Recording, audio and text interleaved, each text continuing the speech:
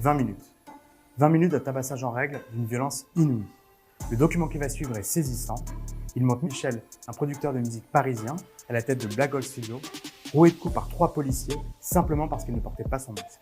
Les agents, accusés d'avoir tenu de nombreux propos racistes, s'en sont également pris à 9 jeunes artistes, eux aussi présents dans les studios d'enregistrement. Selon la première version des 3 agents, Michel aurait tenté de prendre leurs armes et les aurait frappés. Mais ces policiers ne savaient pas qu'ils étaient qui. Les vidéos qu'Observer s'est procurées, plus de 20 minutes tirées de la vidéosurveillance du local, mais aussi des images captées par les voisins, montrent que cette version est totalement mensongère. Et sans ces images, la parole des victimes aurait sans doute très peu de poids face à celle des forces de l'ordre. Encore traumatisé, Michel a accepté de témoigner à visage découvert et de revenir minute par minute sur sa violente agression. Nous sommes le 21 novembre, il est 19h40. Le producteur arrive devant son local quand il croise une voiture de police. Comme il n'a pas de masque, il décide de rentrer dans ses studios pour éviter une éventuelle amende. Il ne sait pas que les 3 policiers en question sont sortis de leur voiture pour le suivre jusque devant les locaux. Sans dire un mot, les policiers pénètrent de manière totalement illégale dans ses studios et tentent de le faire ressortir.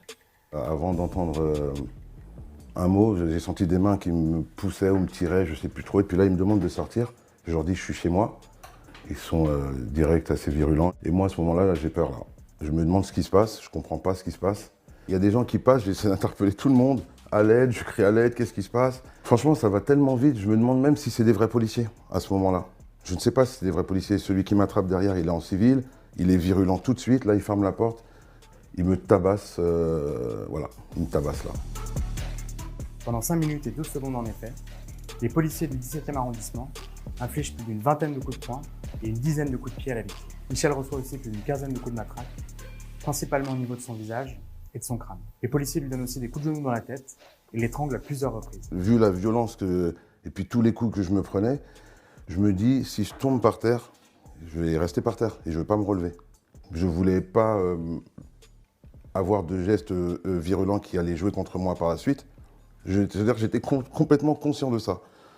Complètement, tout le temps là. Il ne fallait pas que je lève les mains, que je fasse quelque chose qui pourrait s'apparenter à être quelque chose de violent. Et voilà, quand je lui parle, j'essaie de lui expliquer. Et là, il me dit quoi? Sale nègre, ta gueule, on va te défoncer. Ils disent quoi comme insulte exactement? J'ai beaucoup entendu le sale nègre. J'ai beaucoup entendu le sale nègre. Et là, c'est des coups de matraque hein, que je me prends comme ça. Je sais pas. Là, la porte, là, je l'ai ouverte parce que j'ai des artistes en bas. Je criais au secours, à l'aide, appelez la police. À mes artistes, là, il y avait des gamins. Au même moment, au sous-sol, les 9 artistes enregistrent un morceau. Après de longues minutes, ils entendent les hurlements de leur producteur et décident de monter les escaliers vers le sas d'entrée pour lui venir en aide. On savait pas ce qui se passait en fait. On voulait savoir, mais la porte était bloquée. Mais on a réussi à ouvrir la porte un peu et on a vu que c'était des policiers qui frappaient Michel. Et Michel criait aussi, il disait à l'aide. Ah, ouvrez, wesh! Ah, ouvrez, wesh! À force de pousser, ils ont lâché et ils ont pris peur. Ils sont sortis aussi et ils ont libéré Michel. On a fermé la porte du studio. Là, il y a des gamins, il y en a un qui a 16 ans dedans.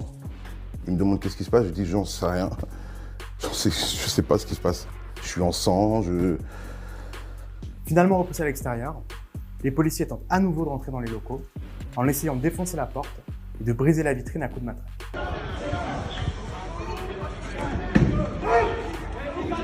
Et puis c'est moi qu'ils attendent en fait. Sors où on va rentrer, sors où on va rentrer. Et moi surtout, j'ai pas envie de sortir avec les policiers qui sont venus m'agresser. Et là, on m'envoie une grenade qu'on envoie pour les manifestants en fait, qui doit être envoyée dehors normalement. On est à l'intérieur, tout est fermé. À ce moment-là, moi, j'ai peur. Je me dis, eh ben, c'est mon dernier jour peut-être aujourd'hui. Voilà ce que je me dis. C'est mon dernier jour, je ne sais pas pourquoi. Les 3 agents, qui ont appelé des renforts, dégainent leurs armes et exigent que Michel sorte des locaux.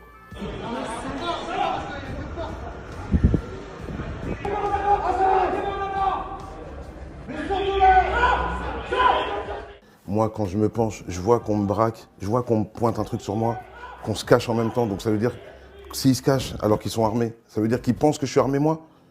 J'ai mon téléphone dans mes mains, je le montre comme ça devant. C'est mon téléphone qui est dans les mains. Voilà, c'est là qu'ils m'ont sorti et je m'en prends plein. Franchement, honnêtement, je m'en prends plein en fait là.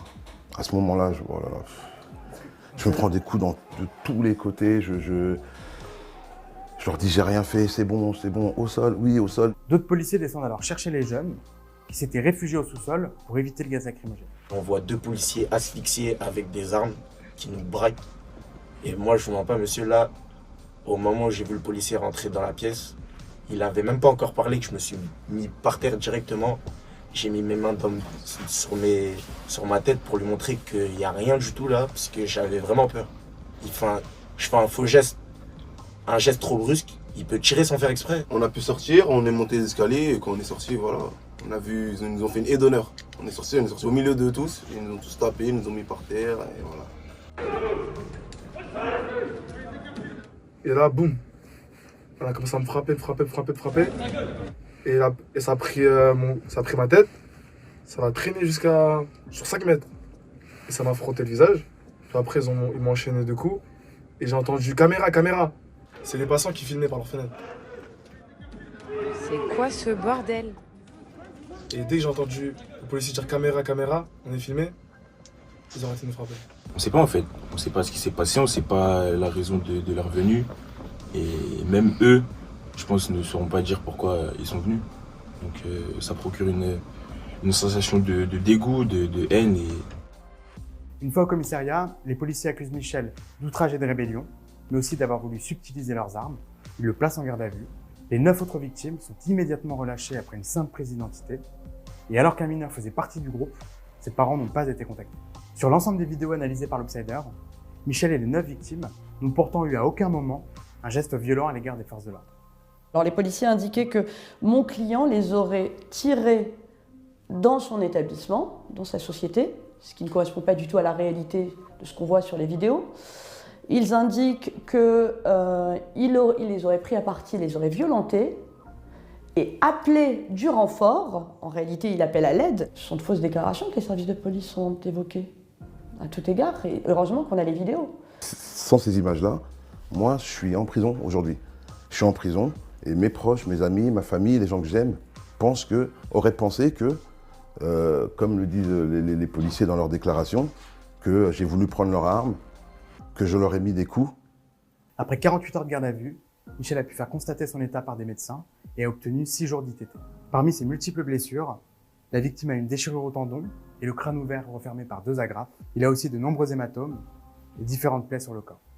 Contacté par l'Obsider ce mardi, la préfecture de police de Paris dit ne trouver aucune trace de cette intervention et n'a pu répondre à aucune de nos questions. Après avoir reçu les vidéos via l'avocate des victimes, le parquet de Paris nous précise avoir classé sans suite les poursuites contre Michel. Une enquête confiée à l'IGPN a aussi été ouverte contre les 3 policiers pour violence par personne dépositaire de l'autorité publique et faux en écriture publique. Aujourd'hui, Michel et son associé, Valérie Atlan, tentent toujours de comprendre ce qui a motivé ce déchaînement de violence. Je ne sais pas si c'est une question de couleur, une question de statut social, une question de qu'est-ce que ce grand noir fait dans le 17e. C'est pas possible que cet immeuble soit à lui. J'ai cette colère-là. Au final, qu'est-ce qu'il me voulait? Il voulait me contrôler. Il fallait me dire contrôle d'identité. J'ai des amis policiers, moi.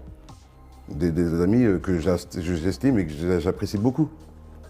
C'est pas des gens comme ça. Même, je me refuse de croire que des policiers peuvent être d'accord avec des gens comme ça, en fait.